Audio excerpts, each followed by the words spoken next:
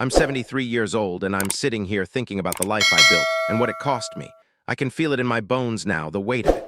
The quiet rooms, the empty weekends, the people I should have been close to but drifted away from. I chose a life that looked good to other people, and in doing so, I lost the life I could have had. When I was younger, I thought success meant approval. I wanted people to notice me, to say I made it. I wanted the house with the neat lawn, the car that gleamed in the driveway, the office where everyone knew my name.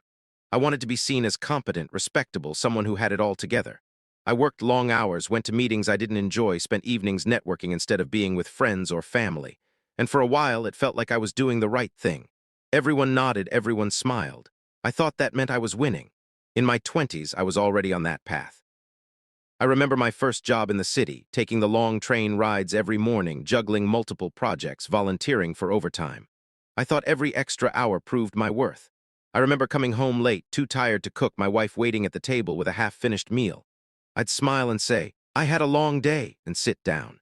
Sometimes I nodded while she talked about her day, but mostly I listened for the silence afterward when I could finally breathe.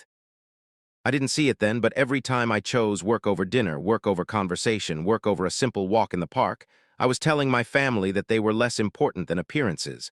I didn't do it to hurt them. I told myself I was providing. I told myself they'd understand one day. But what I didn't understand was that life isn't remembered in houses or paychecks. It's remembered in presence. It's remembered in being there when someone needs you, even when it's inconvenient, even when it's boring. By the time I reached my 40s, the pattern was set. I'd missed my children's school plays, birthdays, small victories. I attended graduations, but my mind was elsewhere, checking emails on a tiny flip phone, thinking about the next promotion. I remember my eldest son asking me one night why I didn't come to his soccer game. I had a meeting that ran long, I said. He nodded, disappointed but polite, and went to bed. I didn't see the hurt in his eyes until much later. I thought the small sacrifices didn't matter. They added up quietly like water wearing down stone. My friendships thinned because I never returned calls, never made the effort to meet people outside work. My marriage wasn't unhappy exactly, but it wasn't the warm, shared life I now realize it could have been. We had comfort, yes, security, but not laughter, not deep connection. The turning point came when my first close friend from college passed away. I hadn't called him in years. I knew he was sick, but I didn't prioritize seeing him, didn't make time. When I went to his funeral, I realized he'd spent his last months surrounded by the people who mattered to him. I wasn't one of them. I sat in the back pew, watching his family cry, and I felt a hollow I hadn't known before. That's when I understood how fragile the life you don't live for yourself can be. I tried to reach out afterward. I called old friends, tried to repair what I could. Some answered, most didn't. I was polite, they were polite, but the warmth wasn't there. Decades of absence had built a wall I couldn't climb over. My children were distant too, even though I'd been present in a practical sense. I provided, I achieved, I showed up when it suited my schedule, but I hadn't truly been there. And they learned slowly to live without needing me. I watch my grandchildren now, and I feel a pang of longing. I should have spent more time with their parents when they were young, laughing at silly jokes, listening to stories that didn't seem important at the time. I thought those moments could wait. I thought there would always be more time. But there is. Time is cruelly finite. The life I chose to impress other people left me with things I can't reclaim. I can't get back the evenings my children wanted me at the dinner table. I can't undo the years of saying yes to appearances and no to presence. I can't recover the intimacy I lost with my wife, the easy laughter, the quiet understanding that comes from shared experience. I can't retrieve the friendships I let slip away. The clock won't go backward. The chance to be truly present, fully attentive, fully human with the people I loved, that's gone. I don't tell this to make anyone feel guilty. I'm not trying to lecture.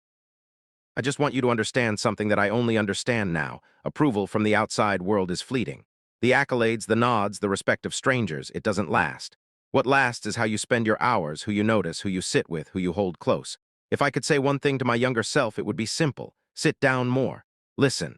Don't always choose the thing that makes you look good. Choose the thing that makes life meaningful, even if no one else sees it. Choose the quiet moments, the small gestures, the people in your house, your life.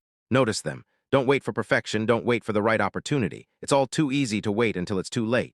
Some days I still try to call old friends. I try to reach out to my children. We speak politely, share updates, but the warmth is tempered by years of absence. I can feel the distance. I don't blame them. I did this to myself. I made the choice, and I'm learning slowly to live with that truth. I have a small house, quiet, with memories tucked into corners. I have photographs, faded and worn. I have the people I can still reach, even if it's not the way I wish it could be. I take the phone off the hook sometimes, and I think about the life I didn't live fully. The choices I made to impress others. The time I gave to work, to appearances, to empty approval. I'm not angry, not anymore, just aware. Aware of what's gone. Aware of the moments that will never return. Aware that I will leave this world with achievements that meant little compared to the love I could have shared. If this story resonates, if it reminds you to pause, to notice, to sit down and really see the people around you, then maybe it serves a small purpose. Life is quiet. Life is fleeting. And in the end, the measure of it isn't in what others think of you, it's in the hearts you touch while you're here. I have a little time left. I don't know how much. But I know that from now on, I will try, in my own quiet way, to be present for what remains. Even if the past cannot be changed, there is still today. And today, I can still choose differently.